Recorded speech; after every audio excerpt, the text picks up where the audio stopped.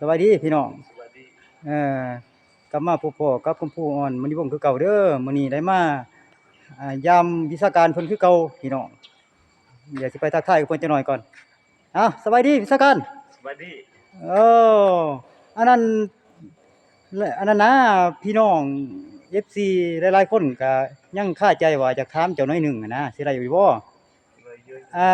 ทำเลยเรื่องอันนั้นนะเรื่องลายในแขนนี่นะนี่นะนี่เอาอันนั้นเอาให้พี่น้องเบิ่งคักๆลายนี่ โอ้นะโหนี่อย่าติงไหนแล้วจะว่าหลายๆคนก็ถามว่าอันลายในแขนเจ้าลายกับหัวใจถือลูกศรนี่มันมีความหมายว่าจังไดอันนี้นั่นแหละจะว่าหลายๆคนก็ถามอะนะกันขอโทษขออภัยเนาะอันที่ล่วงเกินอันนั้นนะตอบหน่อยหนึ่งสิได้อยู่บ่หลายๆคนก็คาใจหั้นนะเรื่องตอบได้อยู่เบิ่งเอานั่นหน่อยหนึ่งเบิ่งอ่าเอาเบิ่งเอาอัน ความพอใจใครมันโอ้อันความหมายว่าความพอใจไผมันอืมอันคือว่าสักไล่หัวใจถือลูกศรนี่ความหมายว่าความพอใจไผมันอืมโอ้บ่หมายความว่าหัวใจเจ็บบ่แม่นบ่อย่าบ่แม่นแต่ว่าความพอใจแม่นไผอยากอันรับไล่ก็เอาแม่นไผรับมันบ่ไล่ก็แล้วเนาะอันนี้คือความหมายของอันลูกศรสักหัวใจหั่นโอ้มื้อนี้เพิ่นก็มีมงกุฎหยังมี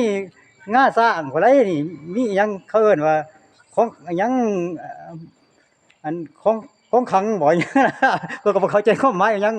มีงาช้างแทนคอบ่ไดนี่เพิ่นโอ้ถือว่าสุดยอดเด้หัวหน้าเพิ่นนี่ก้าวนะ คือเคมูตันเขาว่าแขวหมูตันเนาะอันลงของขลังใส่ดอกบ่ใช่แล้วใส่อะเนาะของขลังนี่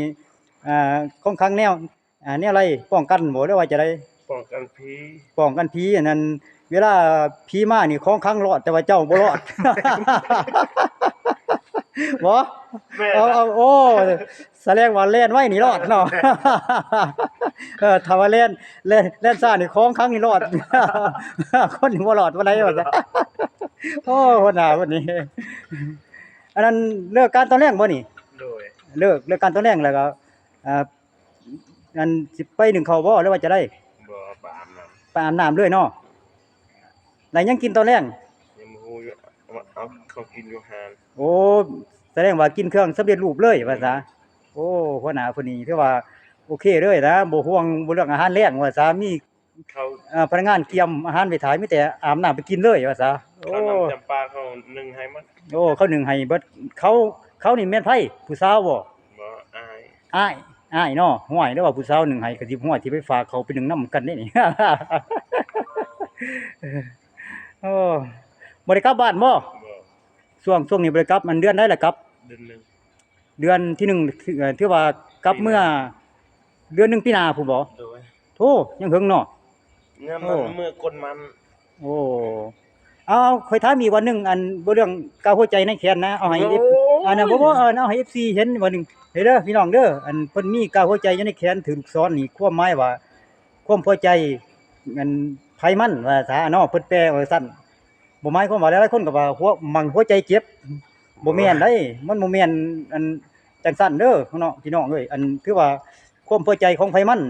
อันลูกศรปักหัวใจอันความหมายลายในแขนเพิ่นนี่นะเพิ่นสักอันนั้นข้อยขอโทษอันสักแต่หึงแล้วบ่วันอยู่แต่ได้ชาวปลายปี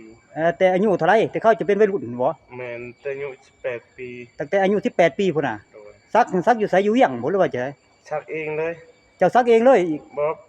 พี่น้องชักให้เอาให้พี่น้องสักให้เนาะโอ้สักนี่มีน้ำหมึกบ่หรือว่าเฮ็ดเองน้ำหมึกเขา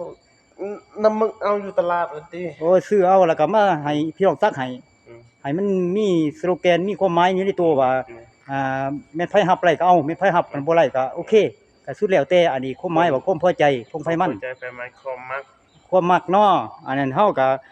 มีเพียงส่ำนี้ว่าจะลอก็ส่ำนี้บ่ลอก็ส่ำนี้ดีก็ส่ำนี้บ่ดีก็ส่ำนี้เนาะของเฮาเป็นคนส่ำนี้ก็ส่ำนี้เนาะโอเคเนาะโอ้หัวหน้าเพิ่นความหมายว่าคมเด้ว่าษาลึกแหลบว่าษาแต่ว่าถ้าว่าเฮาตีความหมายเข้าไปก็โอเคแล้วเด้อันก็ถือว่าอืมก็ถือว่าเยี่ย